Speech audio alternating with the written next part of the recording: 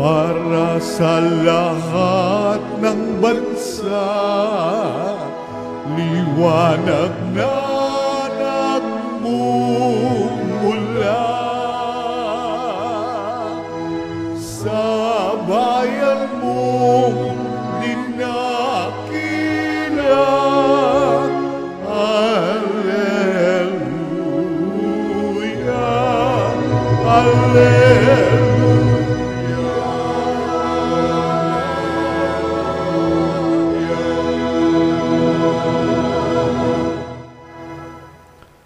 Sumainyo ang Panginoon. At sumaiyo rin. Ang mabuting balita ng Panginoon ayon kay San Lucas. Papuri sa iyo, Panginoon. Nang dumating ang araw ng paglilinis sa kanila, ayon sa kautusan ni Moises, si Jesus ay dinala ng kanyang mga magulang sa Jerusalem upang iharap sa Panginoon.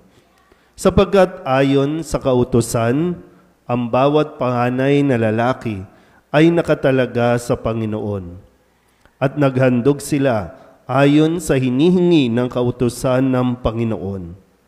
Mag-asawang bato-bato o dalawang inakay na kalapati. May isang tao noon sa Jerusalem, ang pangalay Simeon.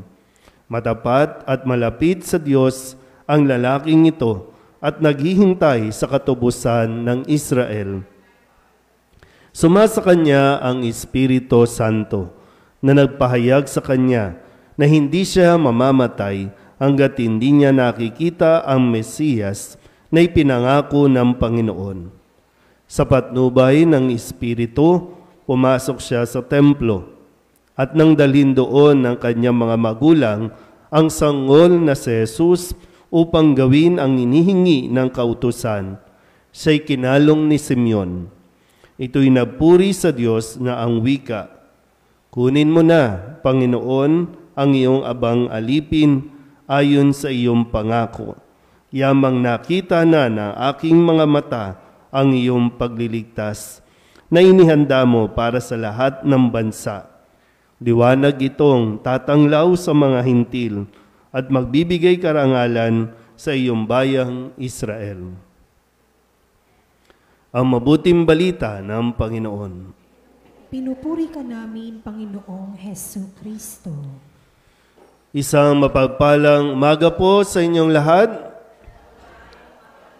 Bukod po sa unang Biyernes ngayon ng buwan ng Pebrero, ngayon po ay pinagdiriwang natin ang kapisahan ng pagdadala kay Jesus na Panginoon sa templo. Isang kaugalian o mas malalim pa sa kaugalian ang pagdadala ng bawat bata sa templo. Panahon pa sa unang tipan at hanggang sa panahon ng binasa natin sa Ebanghelyo na pahayag ni San Lucas na maging si Jesus ay dinala ng kanyang mga magulang doon sa templo para ihandog sa Diyos o iharap sa Panginoon. So napakahalagang katungkulan o gawain na hindi dapat ipagwalambahala ng mga magulang.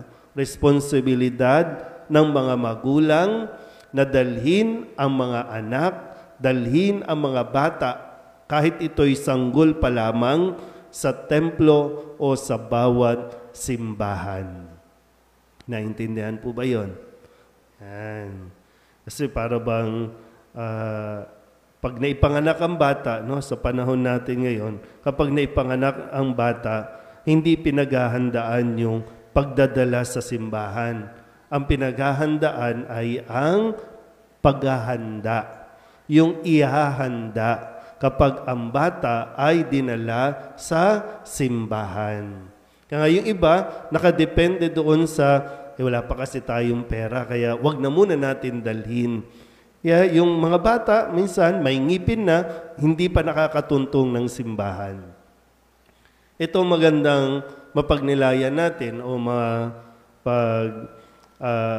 isipan natin ng mabuti, dahil hindi lang ito basta pagdiriwang. Bahagi kasi ng pagdiriwang ay yung pagbabasbas ng mga kandila. Na sino ba may mga kandila ngayon? Wala. Yung iba, pakibigyan na lang yung walang kandila. No? Pero yung mga kandilang yan ay nagpapaalala sa atin. No? Kaya nga mayroon din tayong mahal na birhen ng Candelaria. Kasi ang mahal na birhen, katuwang ang kanyang kabiyak, si San Jose, ay dinala si Jesus. Si Jesus ang liwanag. Na kung tutuusin, si Jesus ang nagbigay ng liwanag sa mag-asawang si Maria at si Jose. At nang makita siya nitong si Simeon sa ebanghelyo natin, sa kwento natin, nang dalhin siya ng mag-asawa sa templo, nagliwanag din. Nagkaroon ng liwanag ang kaisipan ni Simeon, hindi lang yung mga mata, kundi naging malinaw na kung ano ang plano ng Diyos sa kanya. Kaya nga yung panalangin niya, okay na ako Lord, nakita ko na. So sa tulong yan ni Jesus, hindi lang sumisimbolo sa liwanag, kundi siya mismo ang liwanag. Itong mga kandila na babasbasan natin, yan yung mga simbolo at nagpapaalala sa atin ng tunay na liwanag.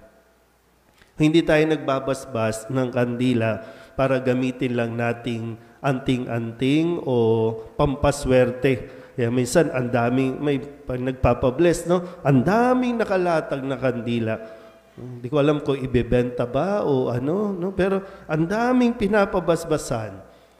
Hindi po masama yun, no? Pero maganda nga, maging bahagi na maraming pabasbasan, ipamigay natin yung mga kandila para mas maraming mapaalalahanan na kailangan natin ng liwanag. At tayo din mismo, no? Kung nakita natin at tinanggap natin ang liwanag, tayo din nawa. Yun yung hamon yung magsilbing liwanag sa mga tao na hindi pa nakakakita sa Diyos. Hopefully, tayo nakita na natin ng Diyos. Nakita mo na ba? Uy. Yung dalangin natin Katulad ni Simeon, nawa, no? Makita na natin ng Diyos. At kapag nakita na, sana huwag na tayong umalis. Yung para bang, sige na Lord, okay na ako, kunin mo na ako. At yun yung maging mission natin, katulad ni Maria, dinadala ang liwanag na ito sa bawat isa sa atin.